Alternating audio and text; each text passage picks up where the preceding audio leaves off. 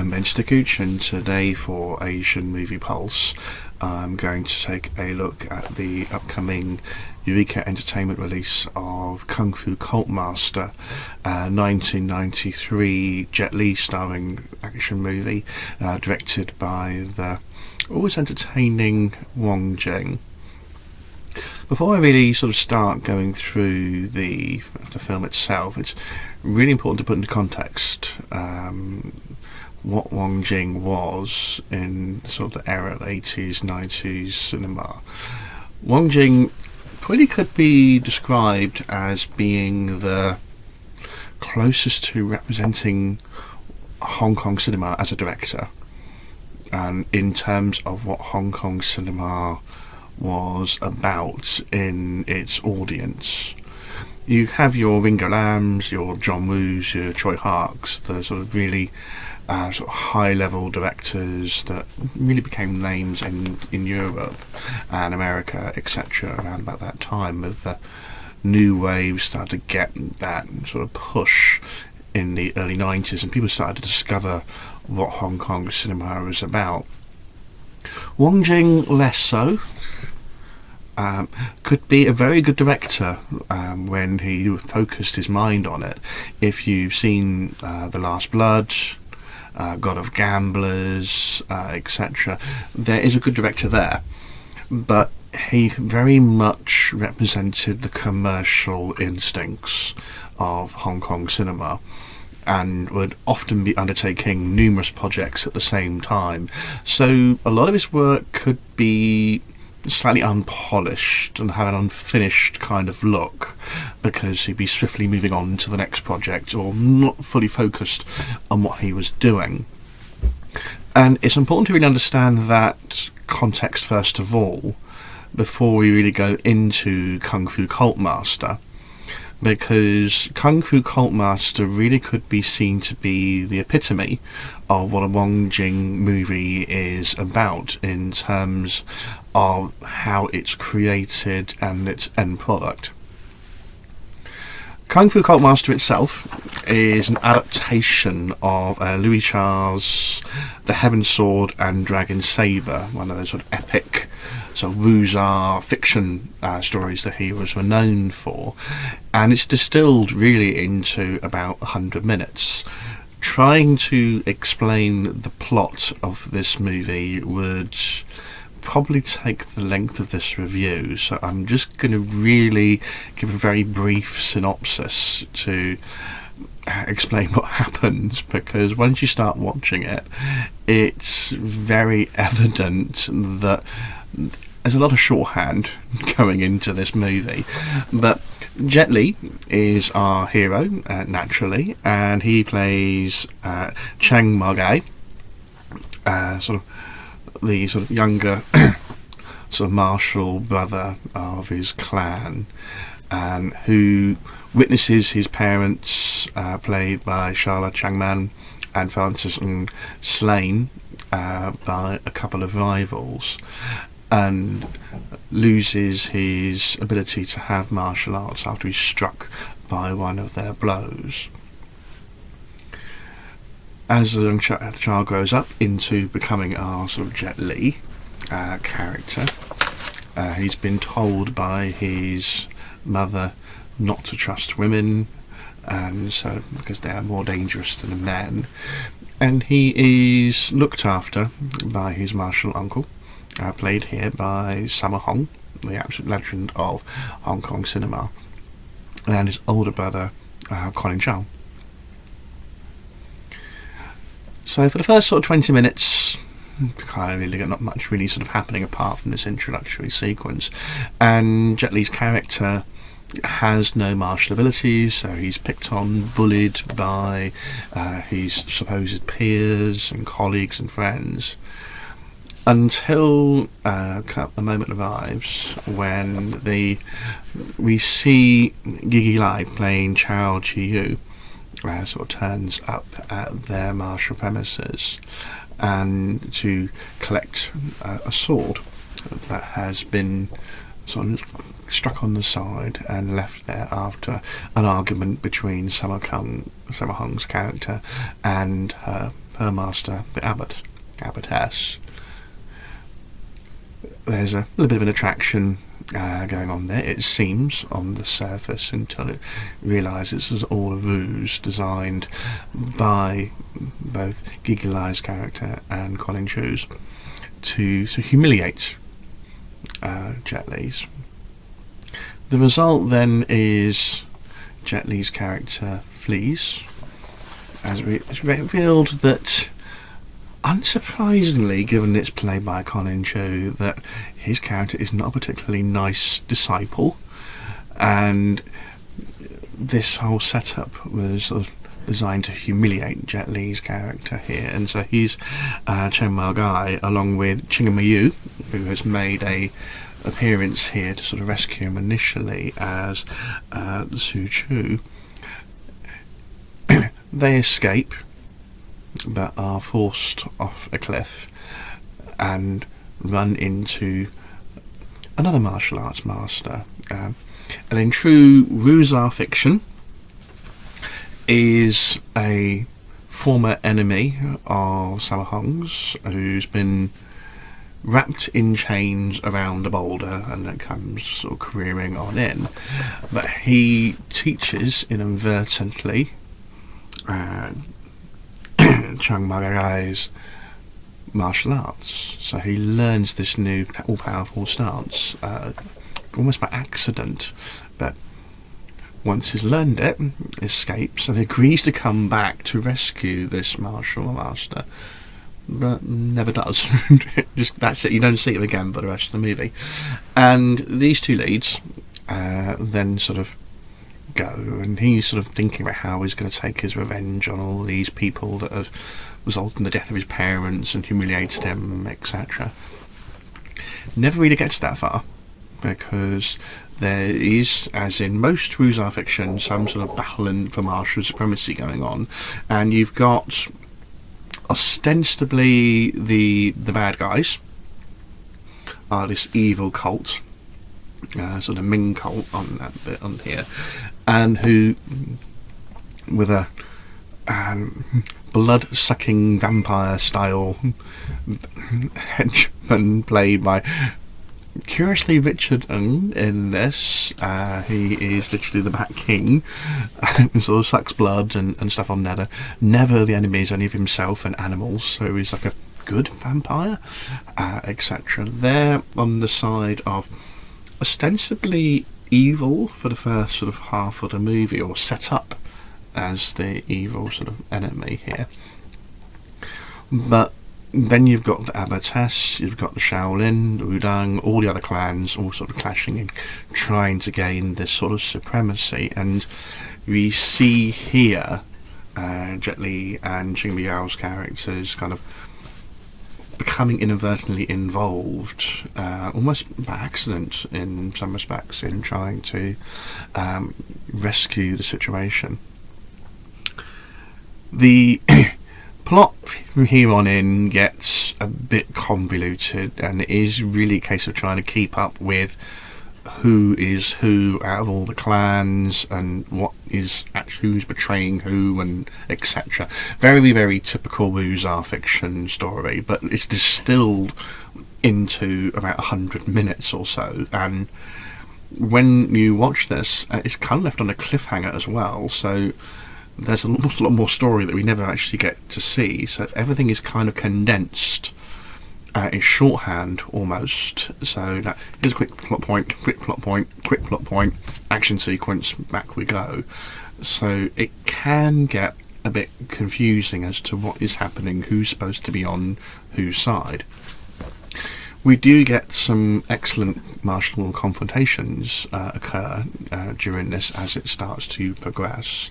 It's very much an epic production. There is a cast of hundreds in the supporting cast here as we're going along and watching it.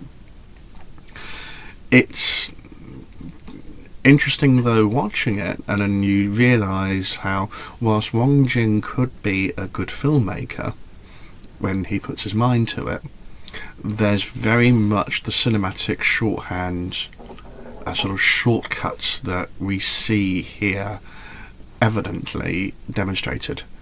The plot, as I said, is a very condensed version of what would be a normal, very intricate Rouge story. We have jumping around from scenario to situation and back again, and then it never really gets going to a degree. As I said, this movie just ends on a cliffhanger which never gets resolved. They never actually made a sequel to this movie due to slightly disappointing box office.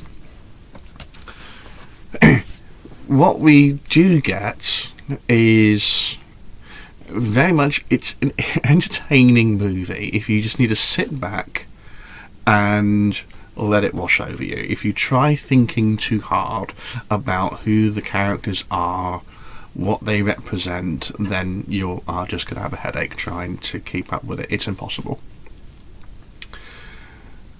Jet Li's character, Cheng Ma-gai,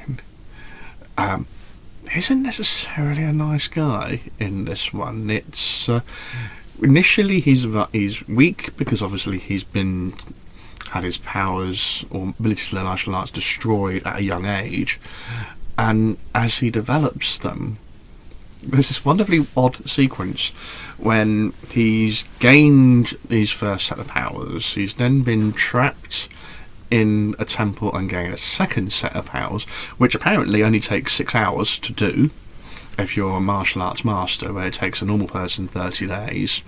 Nice shorthand on the script there. And just lets out this massively evil chuckle that is worthy of a great kung fu villain. And says, well, if you've had all these problems in your life on that bit, you'd be laughing, you'd be like this too. So it's like, oh, okay, so you, the good guy or the bad guy here? We haven't really not quite sure just for that brief moment. It's played by Jet Li, so we're assuming he's the good guy, but just for a moment you start thinking, we might need to sort of question our alignment here as what's happening. And it just gets a bit on the bizarre side. As I said, you have Richard Wong playing a sort of vampire-style, ostensibly evil henchman, but he's not. And it just twists around, and all of a sudden good is bad, bad is good, and you're trying to work out who, what, in where, but it's never dull. You know you're watching a Wong Jing movie almost from the outset, because there are certain elements that you will always get in one of his films. Ching Miao is a frequent star of these vehicles, and isn't always the best actress, but gives a decent account of herself in this instance. She's usually more on the comical side, and the Wuxia wirework style, directed by action choreographed by Summer Hung, kind of allows you to get away with not having as martial arts abilities, because there's a lot of smoke and mirrors, which we'll get to later on. The vulgarity also crops up, and this is something that is, if you watch the classic martial movies of the time, your Once Upon a Time in China's, your Iron Monkeys, your Burning Paradises, you'll get occasional snippets of sort of vulgar humour thrown in, but not to the level that you will see in a Wong Jing movie.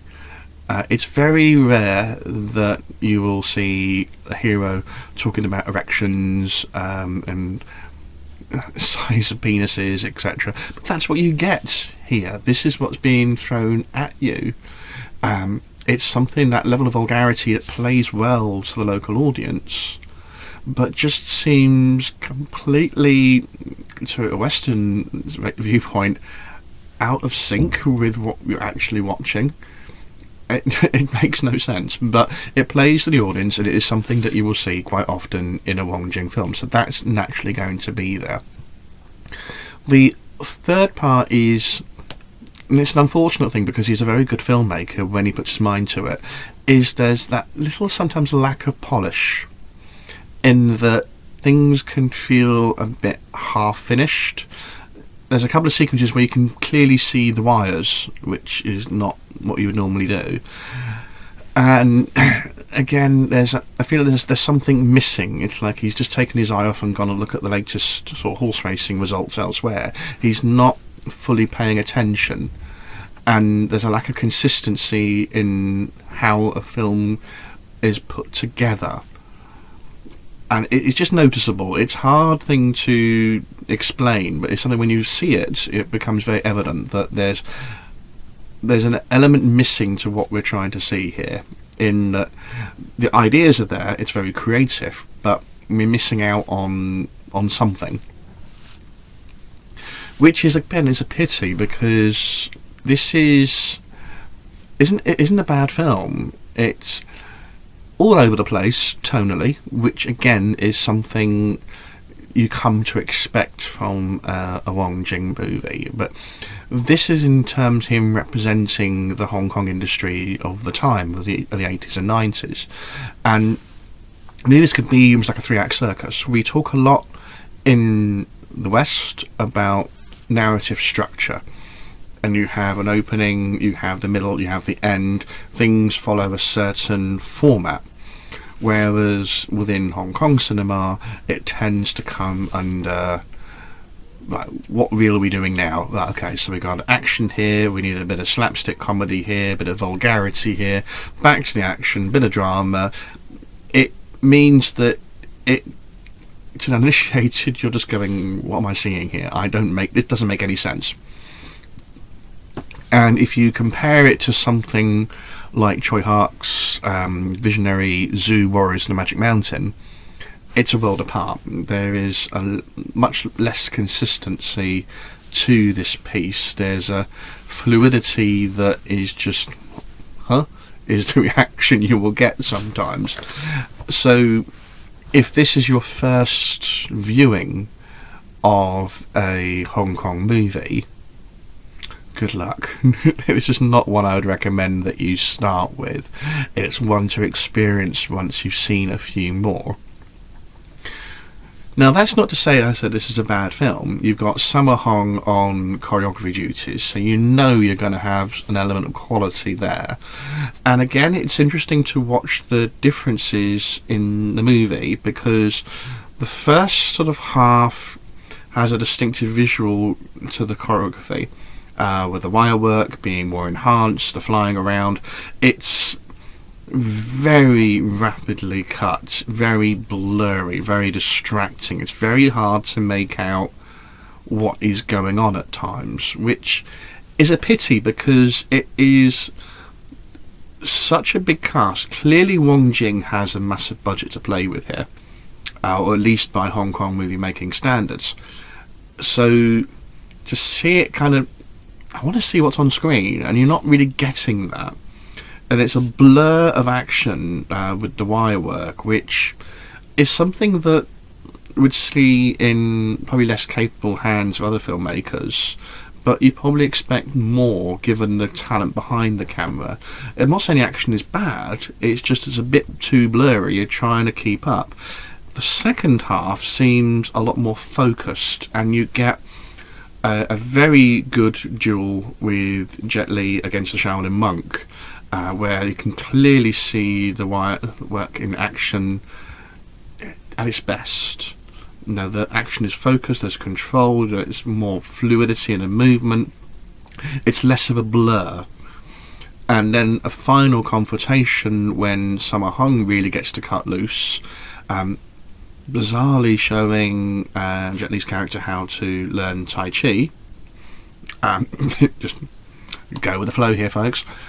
But the slow motion here adds to the emphasis on the action. You've actually got a clarity to what you want to see. You can see the moves, you can see the fluidity of the martial arts, even if it is enhanced as per the usual standards of the genre at the time. It's just a pity, really, that it kind of doesn't all hang together. You take a look at the cast, and it's an all-star cast they've put together for the vehicle. You have Jet Li, obviously, in the lead.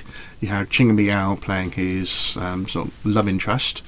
But Charlotte Chung Man, Francis Ng, Sammo Hung, Leon Kar-yan, Richard Ng, all feature in this movie, but it's just a blur of movement at times. Clearly, though, I said you've got rather one of sort of hefty wuxia martial story you're trying to condense into a short period, and evidently when you get to the finale it's clearly set up for a sequel which would hopefully explain some definite narrative gaps. I'm not going to spoil it for you if you've not seen the film, but there's a couple of things there that it doesn't take much working out to realise, hang on a second, this doesn't, why is this happening? How is that character come back? What's going on? All sorts of questions will be thrown at you, but we never ever get to find out. They never actually got to make the second feature or follow up due to, again, the box office disappointment.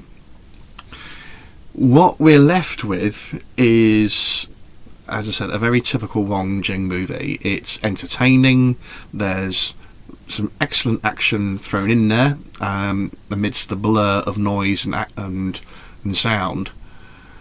Narrative-wise, forget it. Don't even try and keep track of who is who, who's betraying who, which cult belongs to who, and why they're on which particular side. It will just be migraine-inducing. It's just not worth the time.